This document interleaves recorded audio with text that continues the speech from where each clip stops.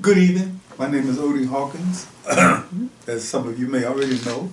And somebody said to me, I think it was Zola Salena-Hawkins, she said, listen, you got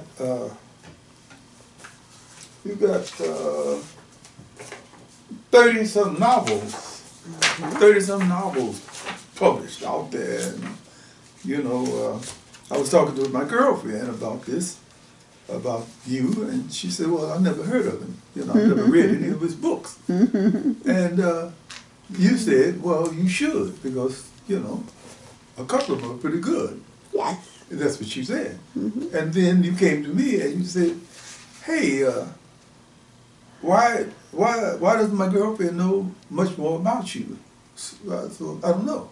She said, because you haven't been advertising enough, so we're going to put you on YouTube. That was last year.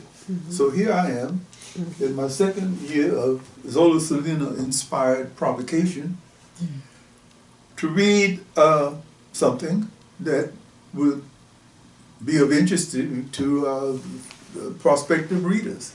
So I'm going to start. These are short stories. Last year we were doing the longer pieces. This year I thought it would be worthwhile to just read shorter pieces. So here's where we start. I may have read one of these before, but don't worry about it. If you've read it, if you've heard it before, feel happy that you can hear it again. This one is called The Family Who Loved Red Popsicles. In 1995, I was 8 years old, just barely able to understand that the Second World War had come to an end. What made it really clear and personal to me was my Uncle John returning to our basement on the near west side ghetto of Chicago in his army uniform. A really interesting man, Uncle John. He was the second of 4 brothers.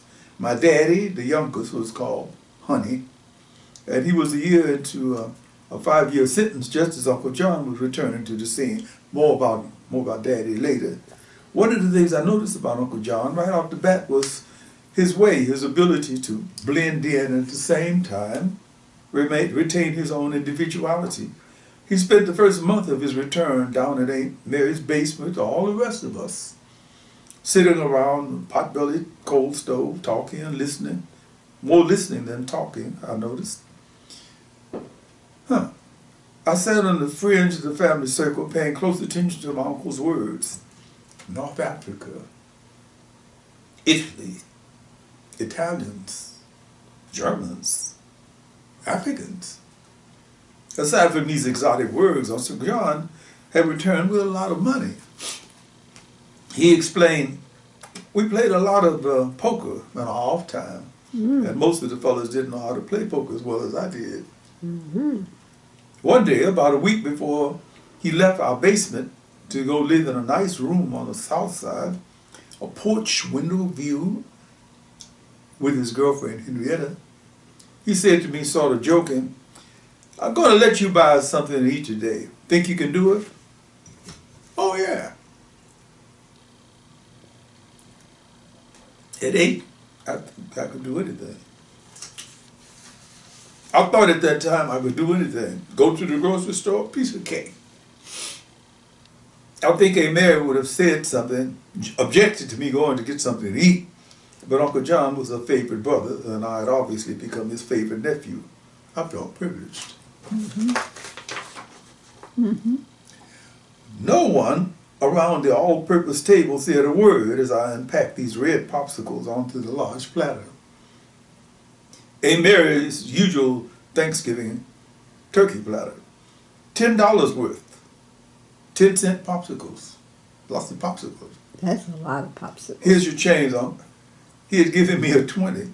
I have to admit I was a little puzzled by the way everybody around the table, used for crap games on Fridays, Saturdays, and Sunday mornings before services at Reverend A.T. Tiller's Sunrise Baptist Church, stared at the red popsicles.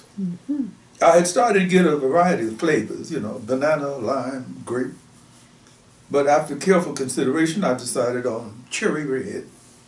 I felt that everybody would dig cherry red. Uncle John broke the frozen expressions open with a wide smile and a few words. Well, now, come on, y'all. We didn't tell the boy what to get. and it is a hot day.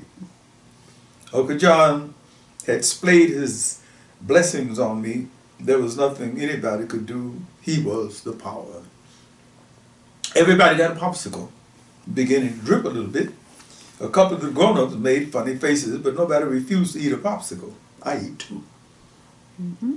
Half hour later, Aint Mary made her weekly pilgrimage to Mr. Denoff's grocery store, the place where I had caught the popsicles. There's a lot of popsicles in here, kid. Don't eat them all at once. Sometimes it was hard to understand if Mr. Denoff was joking. But he was a good guy. We all agreed on that. Aint Mary walked back into the basement like she was floating. I'm rich. I'm rich. I'm gonna buy a car. Finally, with all of us calming her down, she kept repeating, I'm gonna buy a car. I'm rich. Finally, with all of us staring her in the face, she took a deep breath and exhaled and announced, I just won $3,500 in Mr. Denoff's lottery. I don't know why I turned to look at Uncle John when Aint Mary made her announcement. He had a smirky look on his face, something that seemed to say, shit, $3,500, what's that? It may not have meant a lot to Uncle John, but to Aint Mary, her business partner, husband, Uncle Percy, and all the rest of the clan, this was a big lottery money. Hey, after spending lots of quarters over the course of a few years, I'm rich. I'm gonna buy a car. I don't think it mattered to her. She couldn't drive. I'm rich. I'm gonna buy a car. No need to jive around about it. Aint Mary was a very religious person and a very superstitious person. The first thing I noticed that she did after she calmed down was to sit down and scribble some notes to herself. I peeked over her shoulder to see what she was doing. July the 6th, went to Mr. Denoff's to check on my ticket. Done won $3,500. Rich, gonna buy a car. Time, 3 p.m. More to come. That was the way it started. Aint Mary did buy herself a 1947 Packard, which was parked in front of her basement gambling casino until my daddy, honey, got out of the slams and started pushing some mileage onto the bad boy. Aint Mary didn't seem to care how many miles he drove or where he went, just so long as he was available to drive her wherever she wanted to go, whenever. It was a win situation for him because she seldom went far from Washburn Avenue. The only point of contention they had was about Mr. Denoff's private lottery. Daddy was definitely hip to Mr. Denoff's scam after having won so many himself.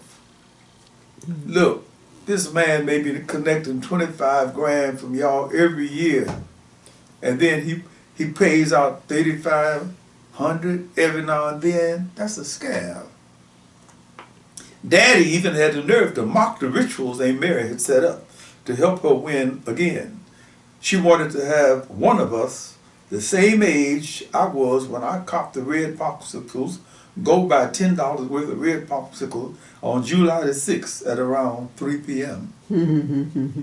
I lost my virginity to a female cousin. Aint Mary refused to listen to Daddy's cynical rap. Honey, don't make fun of stuff you don't understand. That was all she had to say. He couldn't go against his older sister, the woman who had practically raised him and her allies, all of us who benefited from her generosity. Aint Mary won 3 more times in 3 years, $2,000, $2,500, and $52. Daddy figured he couldn't argue with success. And then, as a lot of our children say when they're talking about a movie they've seen, and then, Mr. Denoff had a heart attack and died. Oh. It was a catastrophe for the whole neighborhood. Who else gonna give us credit like he did? I guess because his corner store was a prime location, the man who was barely cold in his grave before Mr. Denoff was reopened as Tilly's thrift shop. Oh. Reverend A.T. Tilley's wife, Mrs. Sally Bean Tilley, obviously saw a good business opportunity and jumped on it. Aint Mary shifted her lottery buying to one of the neighborhood liquor stores.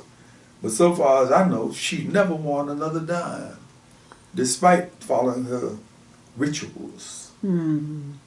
But she had started a family tradition, linking the buying of red popsicles to good luck, to the winning of money. Years later, after her death, 105 years old, there were family members who still equated red popsicles to good luck. Some people have hooked it up to Juneteenth. Well, a case might be made for that in an abstract way, but with all due respect, I think that the red popsicles for lunch and for good luck was started by Aint Mary. There you go. I don't want to be guilty of driving nails into this subject, but I feel that I can say what I'm saying because I was the one who bought the first popsicles. Gotcha. The first popsicles. I'm rich, I'm a bad car. And that's all I'm going to say about that, despite the fact that I've just won the lottery for a new car, a red one. We need more red popsicles. That's a strong And that's how the family who love popsicles sounds. Right. What else can I say? Moved into Haagen-Dazs. You moved up to Haagen-Dazs. Oh. Maybe that's when they moved up the ladder. Huh? This is so true. Oh, wow. Wouldn't that be something? If you like pistachio Haagen, what is that like? Walnuts. Right. Or almonds. Almonds. Oh, the almonds is good too, yeah. Okay, if you pick the one with the nuts in it, that would be the one that you, and want some money, then that's the one you would buy all the time thereafter. This is true. Hey, that's a theoretical. Okay. We'll get back to. All right. Thank you very much for the reading, again being revisited. The reading of red popsicles being revisited. So your website is www.odiehawkins.com. Appreciate the short trip down memory lane. And I thought you said drip down memory lane. Drip down memory lane. And with that, let's do a bit. It. Yes.